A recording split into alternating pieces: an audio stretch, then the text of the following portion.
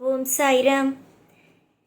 என் அன்பு செல்லமே, என் அழகான தங்கமே, நிறைய யோசனைகள், நிறைய கனவுகள், நிறைய வழி வேதனைகள் என்பதையே நீ நினைத்து கொண்டு இருக்கிறாய். எதையுமே நினைத்து வருத்தம் கொள்ள வேண்டாம். வாழ்வில் இது நடக்குமோ அது நடக்குமோ என்று நீயாகவே ஒவ்வொரு விஷயத்தையும் போட்டு நீயாகவே குழப்பிக்கொள்ளவே வேண்டாம். எதுவாக இருந்தாலும் நலமோடும் இருக்கும். எதுவாக இருந்தாலும் உன் வாழ்வில் சிறப்பானதாகவும் இருக்கும். 4 பேருக்கு உன்னால் கண்டிப்பாகவே உதவி என்ற சில விஷயத்தை வரும் காலத்தில் செய்யவும் முடியும். அப்படிப்பட்ட விஷயங்கள் எல்லாமும் உன் வாழ்வில் இனிவரும் காலத்தில் அமையும். நிறைய பேர் சொல்வார்கள், நீ என்ன செய்கிறாய், உன்னுடைய வாழ்க்கையில் எதற்காக நல்லது நடக்கிறது, எப்போ பார்த்தாலும் நீ ஏதாவது ஒரு விஷயத்தையே போட்டு குழப்பிக்கொண்டே இருக்கிறாய், உனக்கெல்லாம் போய் தெய்வம் உதவி செய்கிறது பத்தியா, எனக்கெல்லாம் தெய்வம் உதவி செய்யவில்லை பத்தியா என்று எப்போ பார்த்தாலும் உன்னை யாராவது ஏதாவது ஒரு குறையை சொல்லிக்கொண்டே இருக்கிறார்கள். நீ என்னிடம் வந்து சொல்வாய், நான் எவ்வளவு முயற்சி எடுக்கிறேன், நான் எந்த அளவுக்கு வாழ்க்கையில் முன்னேற வேண்டும் என்று ஒரு எண்ணத்தில் இருக்கிறேன் என்பதெல்லாம் யாருக்கும் தெரியாது சாயி. ஆனால் என்னை பார்த்தவுடனேயே எனக்கு எல்லாமே தானாக கிடைப்பது போலவே அனைவருமே நினைக்கிறார்கள். எனக்கு இதுவரைக்கும் எதுவும் தானாக கிடைத்ததல்ல. போராட்டங்கள் மட்டும்தான் எனக்கு தானாக கிடைத்தது. ஆனால் அனைவரும் வெளியிலிருந்து பார்க்கும் பொழுது என்னுடைய வாழ்க்கை என்னவோ பாதுகாப்பான நிலைமையில் இருப்பது போலும், என்னுடைய வாழ்க்கையை பார்க்கும்போது எப்போ பார்த்தாலும் எல்லா விஷயத்திலேயும் பொறாமையோடுமே பார்க்கிறார்கள். பொறாமைப்படும் அளவுக்கு என் வாழ்வில் நான் என்ன விஷயத்தை தான் சாதித்தேன் என்று சொல் சாயி என்பார். அம்மா, நீ எதற்காக சாதிக்கவில்லை என்று நினைக்கிறாய்?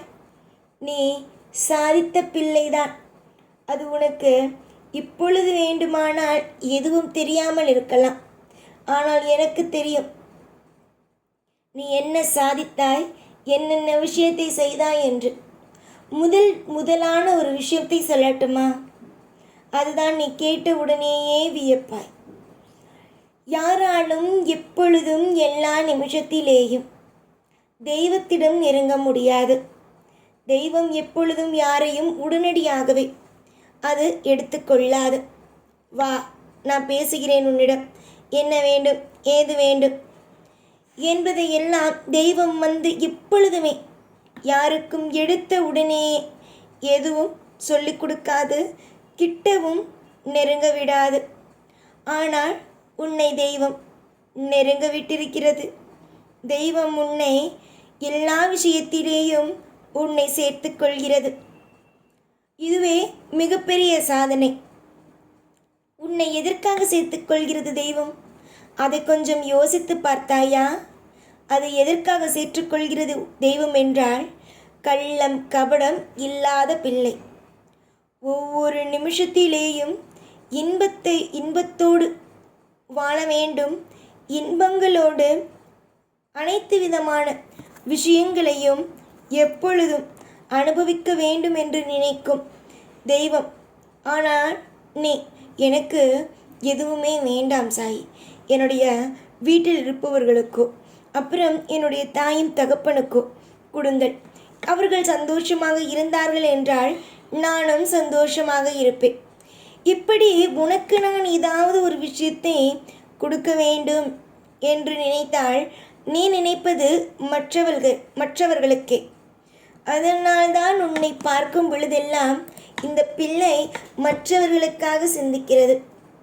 இந்த பிள்ளைக்காக நாம் சிந்திப்போ என்று உனக்காக ஒவ்வொரு பொழுதிலும் நான் சிந்தித்து கொண்டு உனக்காகவே எல்லா விஷயத்தையும் செய்து கொண்டு இருக்கிறேன். எதையுமே தெரியாமலோ புரியாமலோ உன் வாழ்க்கையில் நான் கொண்டு வருவது அல்ல. எல்லா விஷயத்தையும் தெரிந்து புரிந்து நீ என்னென்னலாம் நினைக்கிறாய், என்னென்ன விஷயமெல்லாம் உன்னுடைய வாழ்க்கையில் நடக்கும், என்னென்ன விஷயத்தை எல்லாம் நீ பரிசாக பெறப்போகிறாய் என்பது அனைத்துமே எனக்கு தெரியும். எல்லாமும் உன்னுடைய வாழ்க்கையில் இனி வரும் நாளும் நடக்கும்.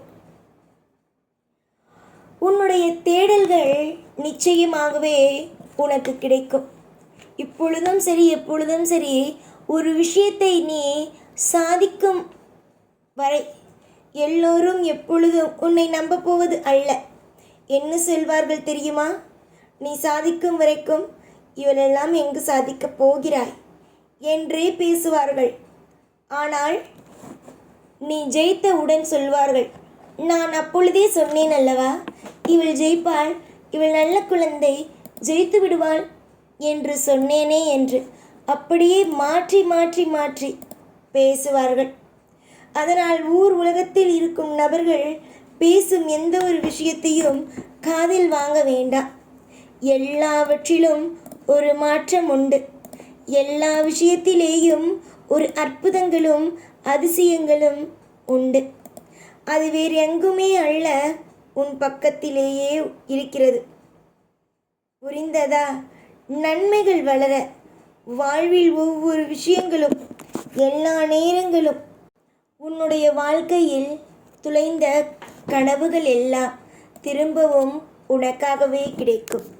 அதற்கு நான் எல்லா முயற்சிகளையும் உன்னோடு சேர்ந்தே எடுக்கிறேன். ஒவ்வொரு நிமிஷமும் வாழ்க்கையில் ஒவ்வொரு நிமிஷமும் மாறும்.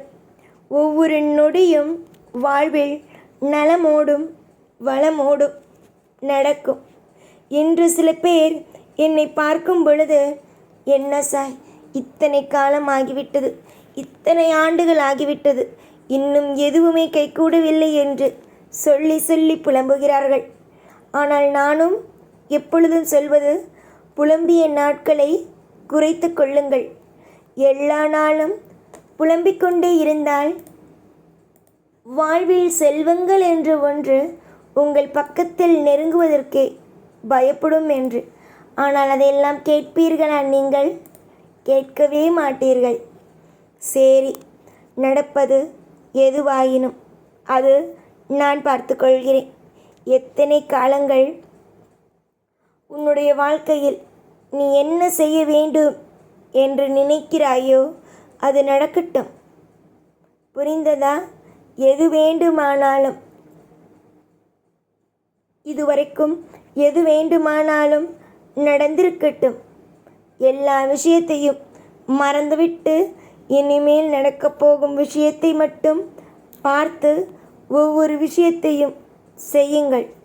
எத்தனை நாள்தான் நடந்த விஷயங்களை பற்றியே யோசித்து கொண்டு இருப்பீர்கள்? இனி நடக்கப் போகும் விஷயங்களை பார்க்கலாம் தானே. எதுவாக இருந்தாலும் சந்தோஷங்களும் ஐஸ்வர்யங்களும் நடக்கும் தானே. நிறைய நிறைய மாற்றங்களோடும் நிறைய நிறைய ஏக்கங்களோடும் நிறைய நிறைய அற்புதமான விஷயங்களோடும் கூடிய சீக்கிரத்தில் நான் வந்து உங்களை சந்திக்கிறேன்.